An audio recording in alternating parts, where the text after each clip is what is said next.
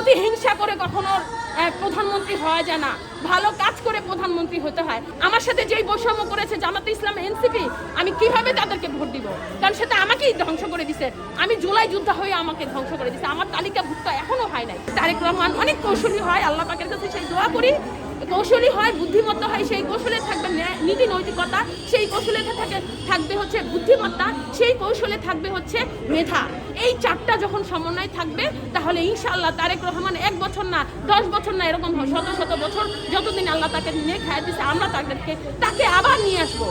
কারণ কি পারবে না। আর এনসিপির নেতাদের বলবো, জামাত ইসলামদেরকে বলবো, আপনাদেরকে আরো আপনাদের মধ্যে অনেক ভুল আছে, সেই ভুলগুলি শুধরান। জনগণ যদি আপনারা আমাদের বিএনপির চেয়ে বেশি ভালো কাজ করেন, জনগণ আপনাকে ভোট দিব। কারণ আমার একার ভোট দিয়ে তো এই বাংলাদেশে কেউ প্রধানমন্ত্রী হতে পারবে না। দেশ ও জাতি যাতে ভালোবাসবে তাকেই ভোট দেবে। আর ভালোবাসা কিন্তু এমনি এমনি হয় না। যখন আপনি দেশ ও জাতির কল্যাণের চেষ্টা করে মানুষের বিপদে পাশে দাঁড়াবেন, সে যেই হোক না কেন, রিক্সা হোক, মুচিয়ালা হোক, সে কি বলে ভ্যানওয়ালা হোক, এবং সে প্রেসিডেন্ট হোক না কেন, সেইখানে যখন অন্যায় করবে তখন ওই প্রেসিডেন্টকেও ছাড় দেওয়া যাবে না। কারণ আল্লাহ রাসূল করেন নাই, আপনাদের করা যাবে না। আর এনসিপি আল্লাহ জামাতে ইসলামকে বলতে হবে, তারা জানি এই যে মির্জা আব্বাসকে বলতেছে চান্দাবাজ, মির্জা আব্বাস চান্দাবাজ। মির্জা আব্বাস কি কখনো বলছে পাটোয়ারি সাহেবকে চান্দাবাজ? হাসনাত আব্দুল্লাহ একটা বাচ্চা ছেলে, ওনার কি বলে, তা পাটোয়ারি ছেলে, তার বেডরুমে বসে বলাচ্ছে যে মির্জা আব্বাস কি চান্দাবাজ। তারপর দেখেন এই হাসনাত আব্দুল্লাহকে কি বললো জনগণ, আমি ফেসবুকে দেখেছি তো, একজন এত নোংরা ভাষায় কথা বলছে। ওনার শাই হওয়া উচিত। উনি ভালো ঘরের ছেলে হলে এগুলি কথা বলে না। আপনি কাজ করবেন, আপনার কাজ দিয়ে জনগণের কাছ থেকে মন থেকে মনের ভালোবাসা, অন্তঃস্থল থেকে একটা ভালোবাসা কিনে নিয়ে আসবেন।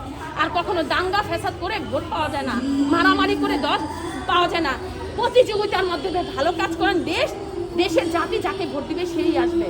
আপনারা এনসিপি আলারা, জামাতি ইসলামরা সবসময় আপনারা যদি বেশি ভালো কাজ করেন, বিএনপি বাদ দিয়ে আপনার জনগণ আপনাদেরকে ভোট দিবে। বিএনপিকে কেন ভোট দিল?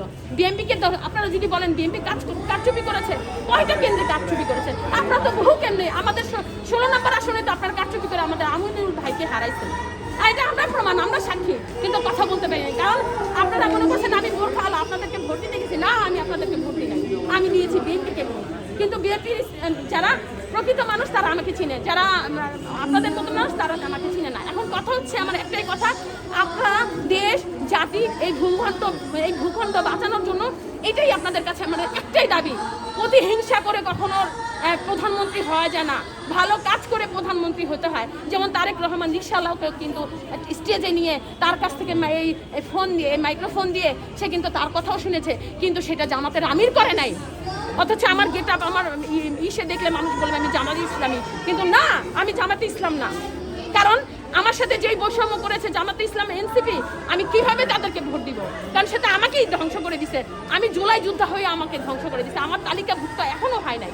তা আমি কিভাবে আমি তারেক রহমানকে ভোট দিচ্ছি, তারেক রহমান যদি আমাকে সাহায্য করে আমি আবার তালিকাভুক্ত হবো, না করলে আমি রিট করবো কোর্টে যেয়ে। আমি তো আর ভুয়া না। কোর্টে গেলে কোন হাসপাতালে আমার আহত হয়েছিলাম সেই ফুটেজ এমনি বের হয়ে আসবে, তখন আমি ভুয়া কিনা এমনিই চলে আসবে। এই জন্য কি আমার তারেক রহমান লাগবে? আমি তো কোর্ট থেকেই করতে পারবো। আর কোর্ট যদি সত্যি যদি স্বাধীন হয়ে থাকে, কোর্ট অবশ্যই আমাকে হেল্প করবে।